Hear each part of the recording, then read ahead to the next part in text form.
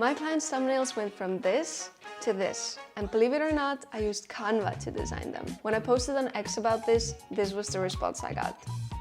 But it is possible, and I'll show you how. So before we even get started, let's go to YouTube.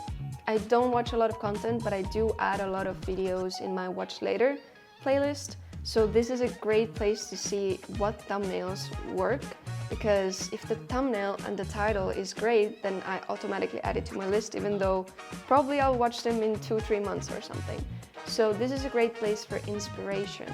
So don't copy, but use it as an inspiration. The main elements that are always used and are great to make your thumbnails better are glow effects. As you can see from here, there's also behind that person some glow, big text, some shadows, and then icons, and also gradients and stuff like that. You can also see there's a lot of animation and before and after. So just analyze the videos that you've liked yourself and why did you click on them. So there's something on the thumbnail that attracted you. So now let's get started. The first thing, after you get your inspiration or the idea of how you want to make the thumbnail, take a screenshot of the person in the video. Probably that will be you, or if you're an editor, then your client. And please, don't make it overly dramatic. So probably the screenshots that you take from the videos are not the best quality. So I like to use a website called cutout.pro.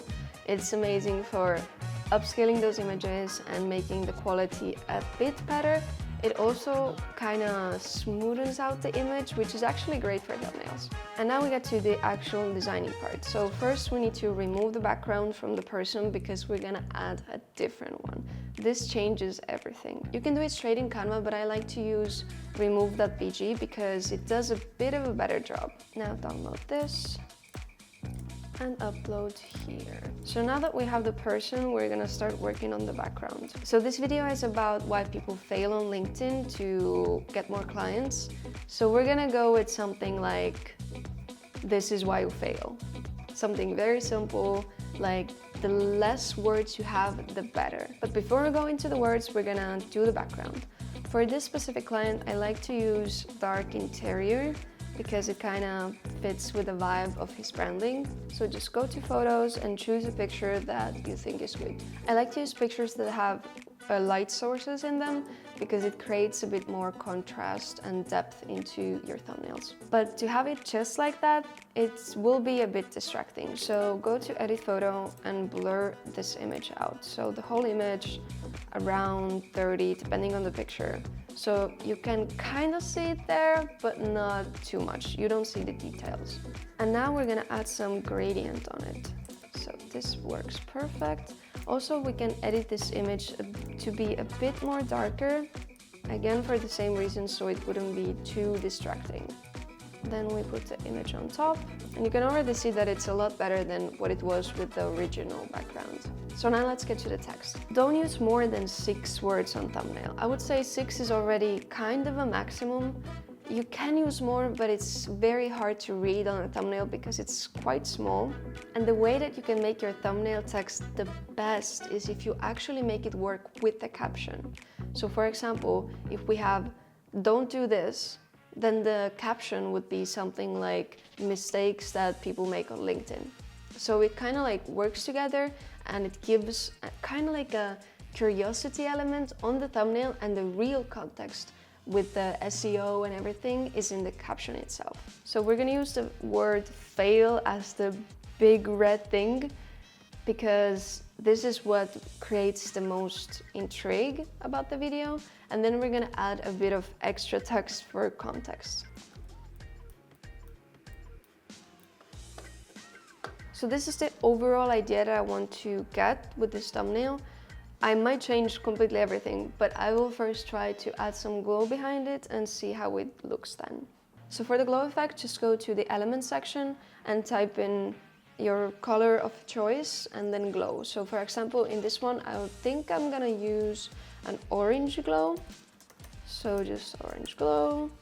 And there are different versions, so you can kind of test and see how each of them look like. But behind the text itself, because it's blue, I'm probably gonna use something lighter. So the overall idea is to just play around, take your time, try different types of colors, different types of fonts, gradients, glows, everything. Just see what kind of works and what sticks and go from there.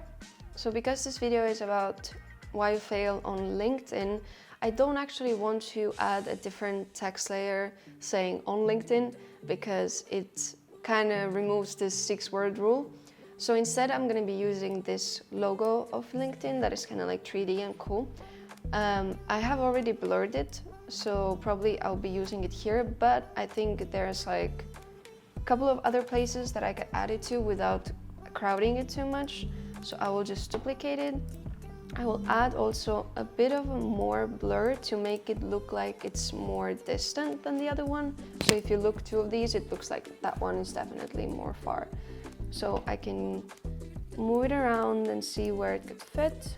So 2 more things before we're done. First, the image of the person. You can edit it a bit. The editing features are not the best in Canva, but they really do the main stuff. So usually what I do is I just add a bit of brightness to make it pop, maybe a bit of contrast, but also not to show the shadows too much because it goes under the eyes. So then also maybe a bit of saturation and a bit of sharpness. It might look kind of too sharp here, but if you look at it on the thumbnail, it actually looks better. Then lastly, we have the textures. So that can be particles, light leaks, different sparkles, whatever, lines, waves on the background. It really adds a lot of depth and like something is there happening, but you cannot really detect what it is, but it's really pleasing to the eye. So here are some of the keywords that you can look for to find those right textures. Also another tip, if you are testing different things and you want to see which one is better, then just duplicate your design and try different elements on different designs, because then you save on removing something and then looking for it again and then adding again. So just duplicate the same design, try different things, and then delete the ones that you don't like. And you can also play around with different opacities. So for example, this maybe is too bright or too distracting for your design, then just make it a bit smoother with the transparency and then it will work out. One more thing before we're done.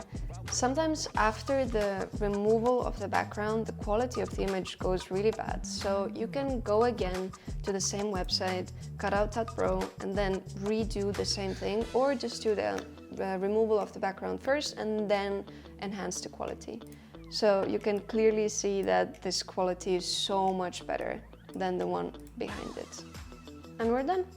So now shipping it off to the client and we'll see what he thinks. Maybe there will be some changes. I hope it was useful, and if you want to see more tutorials like this, then let me know in the comments below. Bye!